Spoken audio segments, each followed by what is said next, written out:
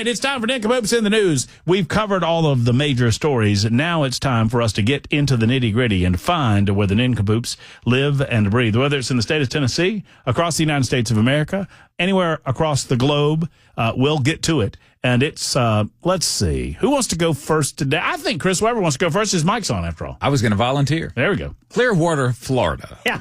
Mm-hmm. Yeah. Florida. Police allege that 34-year-old Aaron Jablonski was at the Overtime Sports Bar around 2:30 a.m. on a Saturday. You know, good things are happening. Well, apparently the karaoke unavailability resulted in him exiting the bar, quote, upset about the music. Uh-oh. Outside the Clearwater business, a 26-year-old man who was not identified tried to get Jablonski to calm down, according to the arrest affidavit. Denied karaoke, Jablonski was in no mood to calm down by gum. By gum, I'm in no mood. He then allegedly pulled a handgun from his waistband and pointed it at the man trying to calm him down, saying, "I don't effing care." Uh-oh. And was seen by witnesses brandishing the firearm and then firing off a round, according to the complaint. The victim, the man that was just trying to calm things down, whose Facebook page has several photos of him performing karaoke, told police that he was in fear Jablonski would kill him. When officers arrived, Jablonski was still in possession of the Glock 9mm, which investigators say was illegal, seeing as how Mr. Jablonski is a convicted felon, previously convicted of battery on a law enforcement officer. He was arrested on a pair of felony raps, aggravated assault, and felon in possession of a firearm. He is currently locked up in the county jail in lieu of bond. And Chris Webber's the leader in the clubhouse for 3 reasons right now. Number 1 is that he's the only one to have gone. Number 2, he managed to say the dude's name right like 4 times. Jablonski. Number 3, he said brandish. I like that word. And I love brandish. That's a good one. Go ahead. I mean, have you ever noticed that nobody's ever doing anything good when they're brandishing something? No, it's bad if you're brandishing it. I mean, if you're brandishing, right. He brandished a weapon. Right. Yeah, that's not good. That's not a good thing. No. Wonder what song it was he was going to sing. That's what I was wondering. He was so mad that he couldn't sing karaoke. He seems like, that's a Luke Bryan, maybe Eric Church fella. I don't know. I mean, maybe he's old school. I don't know. I think he's definitely country. I wanted to go some Skinnerd. Yeah, maybe he was going to sing Freebird. I was going to sing some old school CCR. They were like, not again. We can't listen to this guy sing that song again. I mean, no karaoke tonight. Sorry. Can you imagine the amount of weaponry that the karaoke people would like to brandish when somebody comes up with like Frank Sinatra, My Way again? Yeah. And they act like they're the first ones who ever sang it. You can hear the collective groan from the room. I remember a time way back in my past. This was not me. This was my best friend, Wayne Gregory, who did this. That he actually got booed off the stage. I've never seen this happen at a karaoke. You know what he was singing? Rocky Raccoon by the Beatles. Because he didn't want to sing karaoke and people were encouraging him strongly to do so.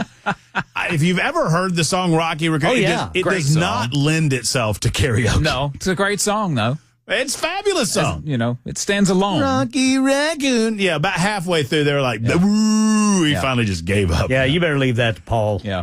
Paul talks a lot of that one, and that doesn't translate to karaoke. Yeah, no, absolutely not. Mr. Weaver, your nincompoop, please. Here we go. This is out of New Hampshire. I didn't know stuff like this happened in New Hampshire. But naked man runs across Dover Highway. And here's the funny part. Sean P. Weiner, accused of stripping naked and running across Route 16 after crashing a stolen car. Sure it's not Sean C. Weiner? That's his father. That's his daddy. Well, the 35-year-old Weiner, by the way, from Somersworth, was arrested after state troopers investigated several reports from drivers that a naked man was disrupting traffic on the highway while running and walking in travel lanes of the highway around 3:15. 3:15 in the morning, you say? No. 3:15 in the afternoon. Broad daylight. Why not? I think the sun's up in New Hampshire then. Sure. He was taken to a local hospital for treatment. of minor injuries suffered in the crash. The vehicle was reported stolen shortly before the crash, so he hadn't been on the run long. Get this wiener in here, stat! But here's the deal. Apparently, he didn't start out naked.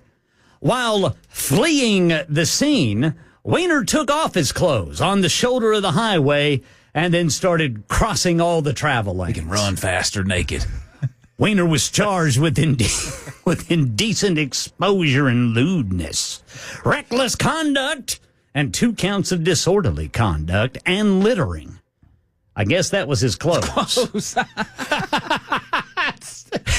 I mean, they're throwing the book at this dude. So, Weiner is scheduled to appear before Dover District Court on May 13th. I might look this newspaper up and get us a little update after that. Man. Yeah. That's a good one. Oh, by the way, Weiner also faces charges from Dover police related to the crash. So he's in a lot of trouble. Well, You said the 34-year-old Weiner, and I was waiting on you to go, and the rest of the fella. hey! Y'all seen? All right, so I don't know who I don't know who the nincompoop is in this story, but this is such a fascinating story to me that I decided to share it, and we can all decide for ourselves who the nincompoop is. Okay. I am a sucker for roadside attractions, an absolute sucker for novelty roadside attractions. And I've never heard of this one before, and I wanted to share it with the audience. I suppose that we would say that Michael Carmichael is the nincompoop. Okay. But some might disagree. Michael Carmichael, since 1977, has been painting what is now known as the world's largest ball of paint. Largest ball of paint? The world's largest ball of paint hangs from an industrial-size hook, a solid mass of microscopically thin layers, painted on top of one another day after day, year after year. It has slowly grown in size and stature from a freakish novelty to a ball worthy of a spot amongst America's mightiest obsessive orbs and roadside attractions. The ball is the vision of Michael Carmichael. It is surrounded by 5-gallon latex paint buckets full of paint. It is slung from a steel beam in a custom-made building called the Ball House next to the Carmichael home in rural Indiana.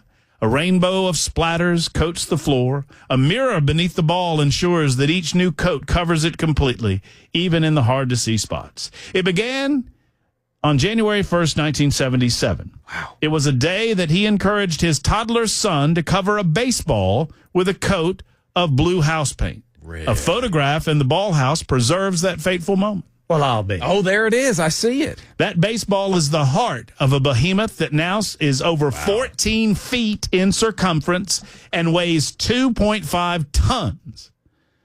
My intention was to paint maybe 1,000 coats on it and then cut it in half and see what it looked like inside, Mike said. But then it got to the size where it looked kind of neat, and all my family and I kept painting on it. Mike blew past 5,000 coats, then 15,000, then 25,000. In the early years, Mike could paint the ball several times a day, rapidly boosting its size. Mike's compassionate wife, Glenda, has herself painted the ball over 8,000 times. The ball is now so big that even a single coat requires a commitment of time and effort. Yeah. Mike says, I let my visitors paint it now for me. And as a matter of fact, he's never been possessive about painting the ball. It was conceived as a collaborative project. People go to visit, they make appointments, and they call ahead, make appointments, and they paint the ball when they get there. They choose their paint color from a variety of selections that Mike has in buckets. Some people like to wear old clothes. Others wear, perfectly nice clothes. This was my favorite part. Glenda said that one day the Oak Ridge boys stopped by and painted the ball, and they each wore an outfit that she guessed would exceed her clothing budget for an entire year. They take a picture of everyone that paints the ball. They have them sign the guest book. They're currently on their 7th volume. They present the painters with a certificate that has their name, date, and the coat number that they painted. Souvenirs included the I painted the world's largest ball of paint T-shirts and multicolored chips carved from the ball resembling dazzling slices of agate minerals. Sure. During the visit, with the ball, its gently undulating surface and pastel pink color suggest a giant brain or squishy body organ. It dangles from the mad scientist laboratory. You can find the world's largest ball of paint in Alexandria, Indiana, 2.5 tons, over 25,000 coats of paint, and for no other reason than he just wants to. I don't know who the Nincompoops are, but that's a fascinating story to me. I like how they described his wife as compassionate. Like, was she kissing on him while they were interviewing? I don't know. I guess it gets a little difficult to explain to your friends and your neighbors for the 1,000th time. Where's Mike? He's painting the ball. Maybe that's it. Yeah, he's painting his ball again. He's painting his ball again. It's a ball of what? It's a ball of paint. It's just a ball. It's just a baseball. There's a baseball from 1974 in the middle of that. Right in the middle of there. Yeah. Yep. Just waiting to be cut open. I mean, pretty it's insane. huge. I mean, it really is. I mean, it's 14 feet around, folks. Kind of disturbing looking too, because it looks like an alien egg. Yeah, it's not smooth. It's bumpy. Where did all those?